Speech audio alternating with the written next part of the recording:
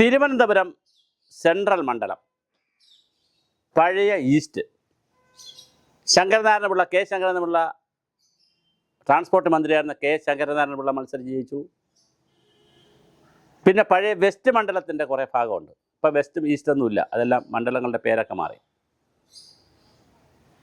സുരേന്ദ്രൻപിള്ള അവിടെ MLA ആയിരുന്നു, 1.5 വർഷം മന്ത്രിയായിരുന്നു. കഴിഞ്ഞ പ്രാവശ്യം ആന്റണി രാജുവാണ് അവിടെ ജയിച്ചത്. ജനാധിപത്യ കേരള കോൺഗ്രസ് ജോസഫ് ഗ്രൂപ്പിലുണ്ടായിരുന്ന ആന്റണി രാജു പിണങ്ങി ജനാധിപത്യ കേരള കോൺഗ്രസ് എന്നൊരു പാർട്ടി ചെറിയ ഗ്രൂപ്പ് ഉണ്ടാക്കി LDFനോടൊപ്പം നിന്ന് 48,000 വോട്ട് പിടിച്ചു. അവിടെ ഇപ്പോൾ VS ശിവകുമാർ 41,000 വോട്ട് പിടിച്ചു. അവിടെ കൃഷ്ണകുമാർ മത്സരിച്ച് BJPയുടെ സിനിമാ നടന്ന കൃഷ്ണകുമാർ 35,000 വോട്ട് പിടിച്ചു. അപ്പോൾ 35,000 വോട്ട് അവിടെ ഉണ്ട് കൃഷ്ണകുമാറിൻ്റെ അല്ലെങ്കിൽ BJPയുടെ. അതിനു മുമ്പ് ശ്രീശാന്താണ് മത്സരിച്ചത് BJPക്ക് വേണ്ടി. ശ്രീശാന്തൻ തോറ്റുപോയി. ഇപ്രാവശ്യം ബാക്കി എല്ലാ സ്ഥലത്തെയും സ്ഥാനാർത്ഥിത്വം വന്നിട്ടും തിരുവനന്തപുരം സെൻട്രലിലെ ലിസ്റ്റ് ഇതുവരെ വന്നില്ല. ഇന്നിപ്പോൾ കേൾക്കുന്ന പേര് കരമന ജയൻ എന്ന് പറയുന്ന നേരത്തെ പാറശാല മത്സരിച്ച് BJPക്ക് വേണ്ടി മത്സരിച്ചിട്ടുള്ള തിരുവനന്തപുരത്തുള്ള കരമന ജയനാണ് ഇപ്പോൾ BJPയുടെ സ്ഥാനാർത്ഥി. ഇതിനിടയിൽ CMPയുടെ മുത്തായ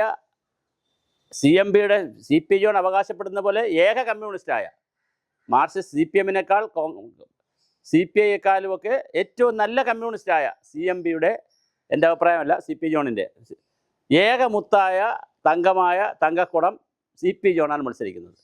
കഴിഞ്ഞ പ്രാവശ്യം അദ്ദേഹം കുന്നംകുളത്താണ് മത്സരിച്ച് അദ്ദേഹം നാമമാത്രമായ 900-600 വോട്ടിനൊന്നും തോറ്റുപോയതാണ്. അദ്ദേഹം ജയിച്ചാൽ ഒരു പ്രത്യേകത, അദ്ദേഹം മന്ത്രിയായിരിക്കും CMPയുടെ. അതേസമയം സുരേന്ദ്രൻപിള്ള ISGDയിൽ മറ്റ് ജനതാദളിൻ്റെ ഈ ശ്രേയാംസ് കുമാറിൻ്റെ വിഭാഗത്തിലുണ്ടായിരുന്ന സുരേന്ദ്രൻപിള്ള അതിൻ്റെ വൈസ് ചെയർമാനോ വൈസ് പ്രസിഡൻ്റോ എന്തോ ആയിരുന്നു. അവിടെ നിന്ന് രാജിവെച്ച് BJP കാൻഡിഡേറ്റായിട്ട് മത്സരിക്കാനൊരു BJP മുന്നണിയിൽ NDA മുന്നണിയിൽ മത്സരിക്കാനൊരു ധാരണയുണ്ടാക്കി. പക്ഷേ സ്വതന്ത്രമായൊരു പാർട്ടിയായിട്ട് വന്നുകൊണ്ടോ അല്ലെങ്കിൽ സ്വതന്ത്രനായി നിന്നുകൊണ്ടോ മത്സരിക്കാമെന്നായിരുന്നു സുരേന്ദ്രൻപിള്ളയുടെ ആഗ്രഹം. താമര ചിഹ്നത്തിൽ മത്സരിക്കണമെന്നുള്ളതായിരുന്നു BJPയുടെ ആഗ്രഹം. അങ്ങനെ ആഗ്രഹം പൊലിഞ്ഞു. BJPക്കാരുടെ ആഗ്രഹവും സുരേന്ദ്രൻപിള്ളയുടെ ആഗ്രഹവും ഉരുകിപ്പോയി, മഞ്ഞുരുകിപ്പോയി, വെള്ളമായിപ്പോയി. വെള്ളമായി ഒലിച്ചു പോയി. മഞ്ഞുരുകിയാൽ കുഴപ്പമില്ല, പക്ഷേ വെള്ളമായി അതങ്ങ് ഒലിച്ചു പോയി, പിന്നെ കിട്ടാനില്ല, വസ്തുവേ. അപ്പോഴാണ് കരമന ജയൻ്റെ പേര് വരുന്നത്. കരമന ജയനെ സംബന്ധിച്ചിടത്തോളം 2-3 ഗുണങ്ങളുണ്ട്. ഒന്ന്, ഭാരതീയം ട്രസ്റ്റ് എന്ന പേരിൽ അദ്ദേഹം ഇഫ്താർ വിരുന്നുകൾ നടത്തുന്നു, ഓണാഘോഷം നടത്തുന്നു, ക്രിസ്മസ് ആഘോഷം നടത്തുന്നു, പാലിയേറ്റീവ് കെയർ പരിപാടികൾ നടത്തുന്നു, ഡയാലിസിസ് പരിപാടികൾ നടത്തുന്നു. ഒരുപാട് ജീവകാരുണ്യ പ്രവർത്തനങ്ങൾ തിരുവനന്തപുരത്ത് നടക്കുന്ന പ്രധാനപ്പെട്ട ഒരാളാണ് കരമന ജയൻ. പത്മനാഭസ്വാമി ക്ഷേത്രത്തിൻ്റെ ട്രസ്റ്റുമായി ബന്ധപ്പെടുത്തിയിട്ടുള്ള അതിൻ്റെ സമിതിയിലെന്തോ അംഗവുമാണ്. കുമ്മനം രാജശേഖരനുമൊക്കെ നേരത്തെ അംഗമായിരുന്നു. ഇപ്പോൾ രണ്ടുപേരും ഉണ്ടോയെന്ന് അറിയില്ല. എന്തായാലും ഈ കരമന ജയൻ അതിനകത്ത് അംഗമാണ്. തിരുവനന്തപുരത്തെ സാമൂഹ്യ, രാഷ്ട്രീയ, സാംസ്കാരിക രംഗങ്ങളിലൊക്കെ കരമന ജയൻ്റെ ഒരു സാന്നിധ്യമുണ്ട്. അപ്പോൾ വളരെ പ്രധാനപ്പെട്ട ഒരു കാൻഡിഡേറ്റിനെയാണ്, പ്രത്യേകിച്ച് ഇപ്പോൾ സിറ്റി പ്രസിഡന്റ് കൂടിയാണ് അദ്ദേഹം, കരമന ജയനെയാണ് സിറ്റിയിൽ ഫ്ലോട്ട് ചെയ്തിരിക്കുന്നത്. CMPയിലെ CP ജോണും മോശമല്ല. കേരളത്തിലെ വലതുപക്ഷത്തിനുള്ള വളരെ പ്രധാനപ്പെട്ട ഒരു ബുദ്ധിജീവിയാണ്. സംസ്ഥാന പ്ലാനിംഗ് ബോർഡിൻ്റെ അംഗമായിരുന്നു. നല്ല പെർഫോമൻസ് ഉള്ള ആളാണ്. ശരിക്ക് ചിന്തിക്കുകയും വായിക്കുകയും എഴുതുകയും ഒക്കെ ചെയ്യുന്ന, ധാരാളം എഴുതുന്നു, ചിന്തിക്കുന്നു, വായിക്കുന്നു, മിടുക്കനാണ് CP ജോൺ.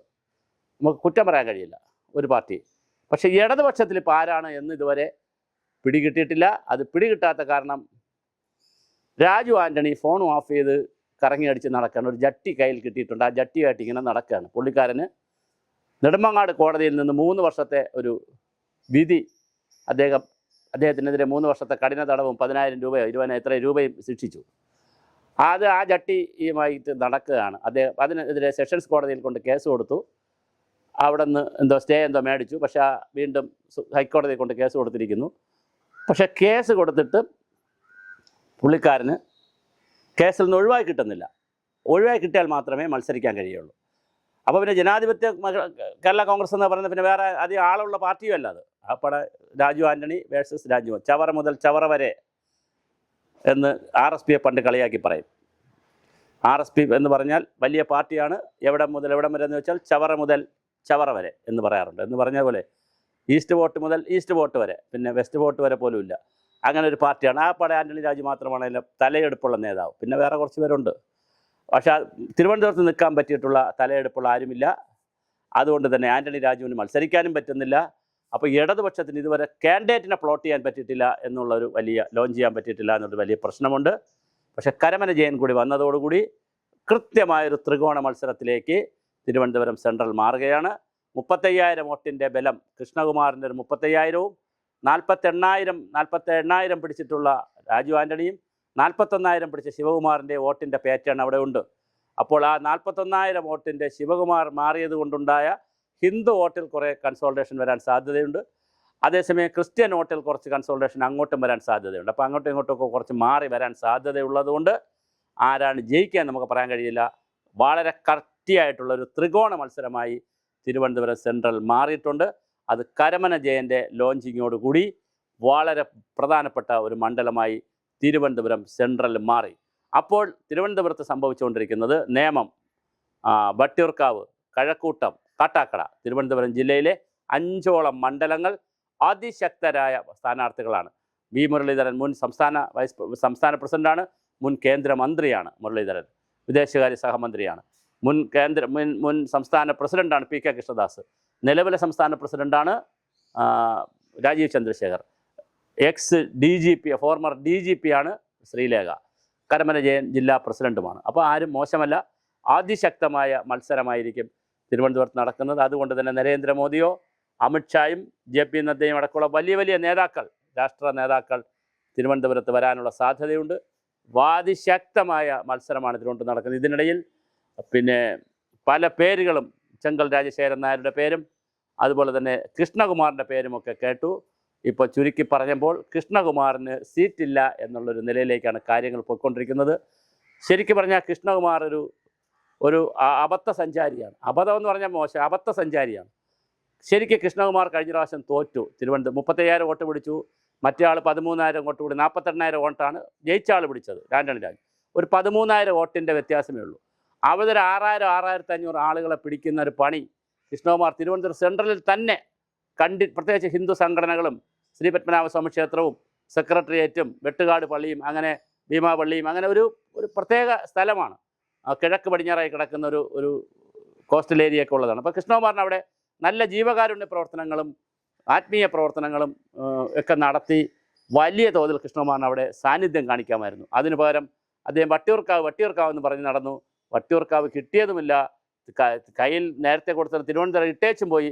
അതിനിടയിൽ കൊല്ലത്ത് പോയി മത്സരിക്കാൻ പോയി. അതിൻ്റെ ഒന്നും ഒരു കാര്യമില്ലായിരുന്നു. അങ്ങനെ പറന്ന് നടന്ന് മത്സരിക്കാൻ പോകുന്നത് കൊണ്ടാണ് കൃഷ്ണകുമാർ ഇപ്പോൾ ഒരു അബദ്ധ പഞ്ചാംഗമായി മാറിയിരിക്കുന്നത്. ശരിക്കും കൃഷ്ണകുമാറിന് നല്ലൊരു സാധ്യത ഉണ്ടായിരുന്നു ഒരു പ്രാവശ്യം കൂടി അവിടെ മത്സരിക്കാൻ.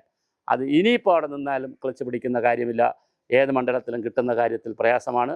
അതുകൊണ്ട് തിരുവനന്തപുരം സെൻട്രൽ 3 ആളുകൾ മത്സരിക്കുന്നത് കൊണ്ട് തന്നെ കരമന ജയനെയും കൂടി പ്ലോട്ട് ചെയ്തപ്പോൾ മനോഹരമായിട്ടുള്ള ത്രികോണ മത്സരത്തിലേക്ക് മാറിയിട്ടുണ്ട്.